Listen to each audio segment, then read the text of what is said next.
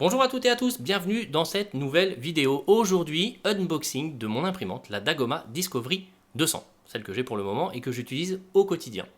J'avais tourné cette vidéo il y a quelques mois quand j'ai reçu la Dagoma, que je devais tester dans le cadre d'une émission que je co-anime avec toute une équipe qui s'appelle Geeking et Geeking Beats. Donc j'ai décidé de vous partager cette vidéo. Alors à l'époque j'avais beaucoup moins de connaissances. J'ai fait une grosse erreur pendant la vidéo en confondant l'extrudeur avec la tête d'impression parce qu'en fait certains constructeurs intègrent l'extrudeur, donc qui est la partie qui vient chercher le filament. Certains l'intègrent à la tête d'impression et voilà, donc j'ai un petit peu confondu. Donc je vous mettrai des sous-titres et quelques explications incrustées dans la vidéo pour que vous soyez au top à la fin du visionnage. Voilà, je vous souhaite un bon visionnage donc et je vous dis à très bientôt. Et bonjour à toutes et à tous et bienvenue dans cet unboxing. Alors, unboxing de la Discovery 200 qui est une imprimante 3D que m'a gentiment envoyée la société Dagoma pour la tester dans Geeking et dans Geeking Beats. Et je voulais, comme c'est une version kit, je voulais qu'on déballe tout ça ensemble et qu'on voit bien de quoi c'est composé. Pourquoi un kit? Tout simplement parce que chez Geeking, on est un peu des malades, on est des barbus et on a décidé que si on testait une imprimante 3D, autant la monter soi-même. Voilà. Alors, qu'est-ce que j'ai reçu? J'ai reçu d'abord ceci. Alors, deux bobines de plastique, donc de PLA. Donc c'est du plastique du PLA de chez Octofiber, très bonne qualité. Donc j'ai une bobine de blanc et une bobine de orange aux couleurs de l'émission. Voilà. Pourquoi du PLA? Déjà c'est beaucoup plus écolo que l'ABS. On peut l'utiliser pour l'alimentaire, même s'ils font du PLA spécifique alimentaire, mais bon. Et en plus ça dégage pratiquement pas d'odeur.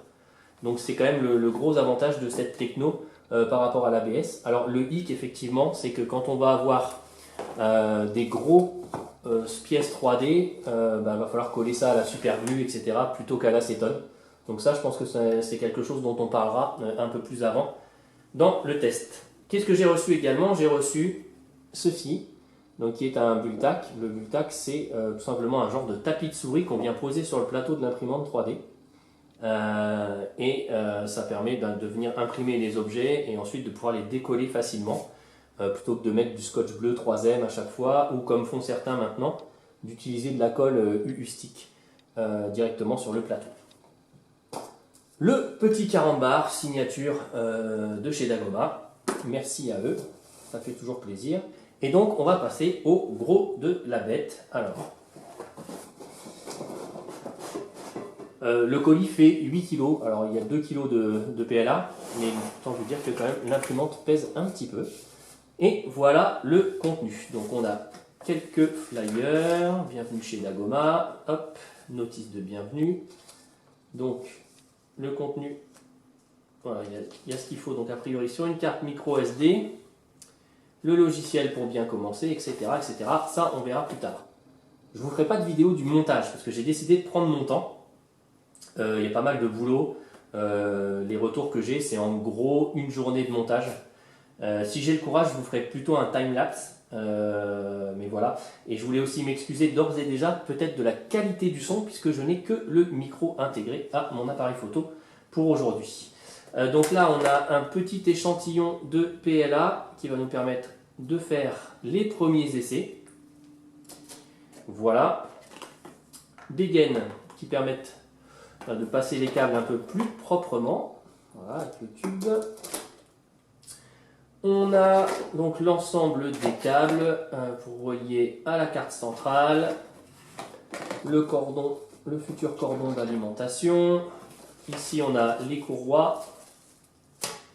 Ici on a la carte électronique. Alors j'enlève pas parce que je ne vais pas la monter tout de suite.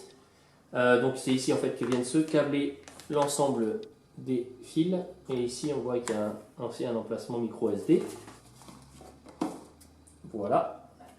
Ensuite on a tout un échantillon de vis, boulons, écrous, ressorts. C'est magnifique. Je vais bien m'amuser. Hop. Ici on a quoi? On a la pièce maîtresse, le l'extrudeur. Donc l'extrudeur, c'est lui qui vient, alors il est bien sûr ventilé, hein, et on voit que la pièce a été imprimée en 3D, la pièce qui maintient cet extrudeur. C'est une version qu'on a qui est avec Palper, donc elle va venir taper sur le Bultac là justement pour venir poser le plus précisément possible le plastique et on gagne en précision au niveau des couches. Voilà, donc l'extrudeur qui fait fondre le PLA couche par couche et nous imprime l'objet qu'on a décidé d'imprimer. Alors on enlève ça et on découvre, hop, on pose où je peux, hein, et on découvre donc les différents moteurs qui sont au nombre de 5. Voilà, les moteurs. Tac. Donc, le plateau sur lequel on va venir apposer le Bultac, comme ceci.